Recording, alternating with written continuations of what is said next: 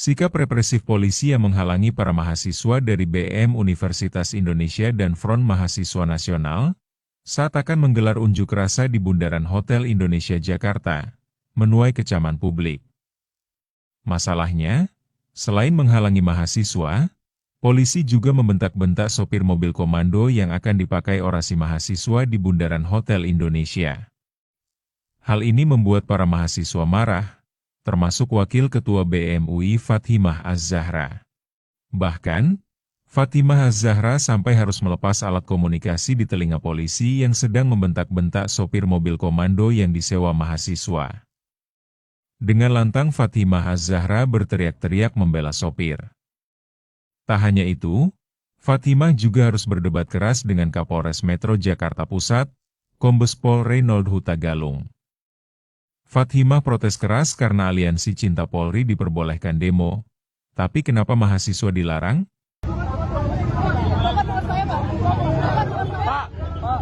Pak, lagi ngomong dengerin.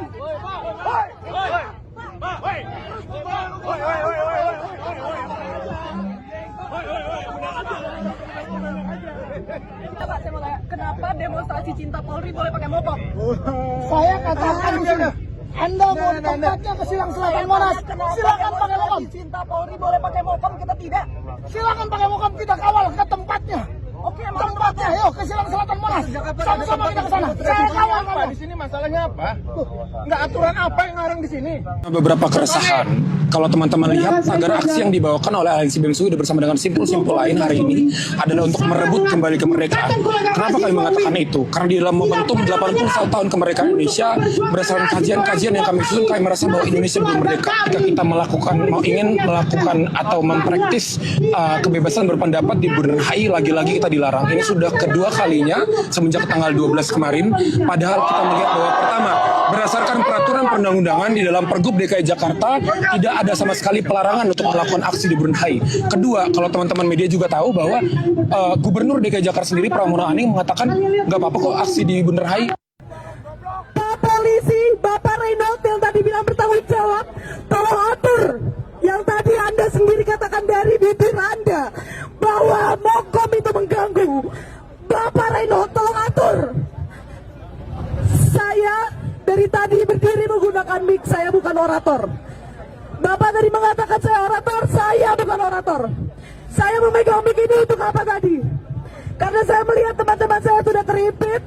Karena kekacauan tadi saya ingin mereka kembali ke sini.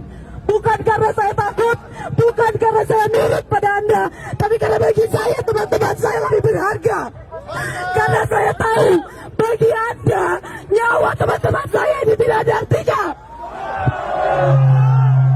Saya mengambil mic untuk mendorong mereka kembali karena saya lebih sayang pada mereka dibanding untuk melawan Anda semua. Saya tidak ingin mereka kenapa-napa, saya ingin mereka ke sini. Dan Anda dengan mokom Anda itu, Anda menghalangi saya untuk mengatur mereka. Bagaimana kalau suara saya tidak terdengar oleh mereka karena suara berisik Anda dan mereka ada yang terluka? Ya, terima kasih.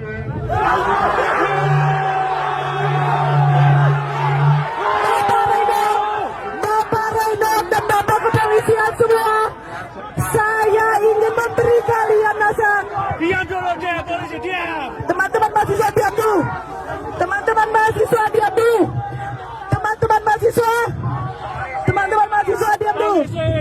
Sebentar, teman-teman mahasiswa diam dulu. Saya tidak ingin ada kericuan. Dan ketika polisi menggunakan mokomnya, kita harus diam. Kenapa? Karena kita harus mencontohkan pada mereka bagaimana menghargai orang lain. Dan yang kedua, selain mencontohkan pada mereka, kita ingin mendengar bagaimana kemampuan mereka untuk berorasi. Prabowo sudah gagal. Prabowo Subianto sama sekali tidak bisa mengatasi permasalahan ekonominya rakyat Indonesia. Prabowo Subianto menggunakan kaum tani di pedesaan untuk mendapatkan keuntungan berlimpah yang dipergunakan oleh tuan tanah besar yang ada di pedesaan. Prabowo merampok kaum buruh di pabrik-pabrik dengan berbagai skema perampasan upah, kenaikan pajak, dan lain sebagainya.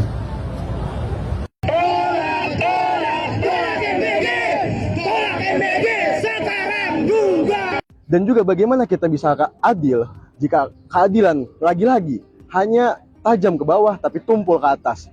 Bisa dilihat dari berbagai kebijakan penanganan kasus-kasus besar yang mandek sekarang. Pun juga apa kabar kemakmuran jika sekarang lapangan kerja masih sangat rangka. Begitupun juga bagaimana lapangan kerja yang tersedia sekarang banyak yang tidak berkualitas. Dan lagi-lagi amanat konstitusi mengenai pendidikan dan kesehatan gratis berkeadilan sekarang hanyalah omong kosong belaka. Tuntutannya ada 8. Pertama, hentikan penjajahan negara atas rakyat sendiri. Kita mengkritik terkait otoriter dari pemerintahan sekarang. Dan juga yang kedua adalah hentikan korupsi, kolusi, dan nepotisme. Bagaimana misalkan kemarin kasus Jampitsus masih tidak ada kabar. Kemudian juga bagaimana sekarang kabinetnya sangat gemuk sekali bagi-bagi pork barrel. Terus juga ada wujudkan reforma agraria sejati. Kenapa? Karena di berbagai daerah sekarang, kemarin misalkan di Papua lewat pesta babi, terus juga yang terjadi di Pulau Jawa dan di daerah-daerah lainnya, sekarang banyak terjadi konflik perebutan hak tanah begitu. Kemudian yang keempat juga turunkan harga kebutuhan pokok dan BBM. Kita dapat melihat bahwa sebenarnya kebutuhan pokok kita adalah sandang, pangan, dan papan. Tapi apa kabar sekarang? Harganya sangat tinggi dibanding apa gaji yang kita miliki begitu. Dan juga BBM masih tidak terjangkau untuk utamanya misalkan Pertamax, banyak ojol juga yang pakai gitu. Kemudian juga evaluasi total PSN serta yang penting hentikan MBG dan KDMP. Karena anggaran itu adalah mubazir, omong kosong terkait sosialisme, omong kosong terkait amanat konstitusi, yang ada hanyalah pemborosan, yang ada hanyalah bagi-bagi proyek. Kemudian juga hentikan pemusatan kekuasaan dan kembalikan otonomi daerah. Kenapa? Kita dapat melihat bahwa berita kemarin-kemarin banyak daerah yang tidak bisa menggaji pegawai P3K-nya. Itu penyebab salah satu utamanya adalah karena anggaran daerah dipotong. Untuk apa? Untuk membiayai proyek-proyek bagi-bagi kepada kroni begitu. Kemudian tetapkan status bencana nasional kepada Sumatera dan Flores. Kenapa? Utamanya Sumatera. Sumatera sudah 10 bulan lamanya masih begini-begini saja. Bahkan di Aceh, mereka rumah pun belum dibangun, tapi malah MBG dan KDMP sudah berdiri dengan megah begitu. Lagi pula juga Flores. Bagaimana bisa ketika ada bencana yang sedang terjadi, pemerintah pusat malah berpesta begitu rianya. Bahkan tiba-tiba ada bendera yang menampilkan muka seorang presiden. Ketika banyak yang masyarakat menangis di Flores sekarang.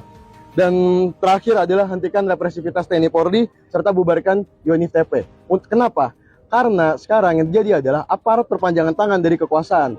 Bagaimana mereka bisa merepresif masyarakatnya, merepresif media. Dan juga kita jangan lupa bahwa IONTP itu mengingatkan kita kepada Orde Baru, di mana dua fungsi ABRI terjadi dan itu adalah tugasnya perpanjangan tangan untuk menakut-nakuti masyarakat di bawah.